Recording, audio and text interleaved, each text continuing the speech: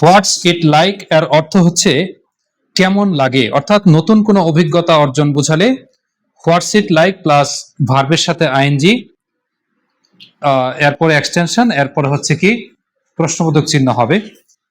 অর্থাৎ আমি যদি প্রশ্ন করি রোদে কাজ করতে কেমন লাগে, এর ইংরেজি কি হবে? What's it like working in the sun? চমৎকার, what's it like working in the sun. বৃষ্টিতে ফুটবল খেলতে কেমন লাগে? What's it like playing football in the rain? ইংরেজি পড়াইতে কেমন লাগে? What's it like teaching English? এখন বলো দেখি আইফোন ব্যবহার করতে কেমন লাগে? What's it like using iPhone? এখন আমাকে বলো দেখি আকাশে উঠতে কেমন লাগে? What's it like flying in the sky? একা একা ঘুমাতে কেমন লাগে? What's it like sleeping alone? সাগরে সাঁতার কাটতে কেমন লাগে? What's it like swimming in the sea? দারোয়ান হিসেবে কাজ করতে কেমন লাগে?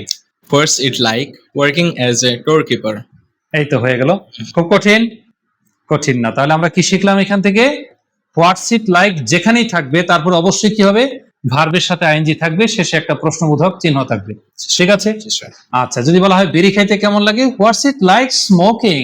যদি বলা হয় ফুল বাগানে কাজ করতে কেমন লাগে, what's it like Working in a flower in the flower garden. What's it like working in the garden. Flower garden. ঠিক আছে কি? আচ্ছা ফাইন। তা আমরা এটা পারবো কিনা বলো দেখি। Thank you so much.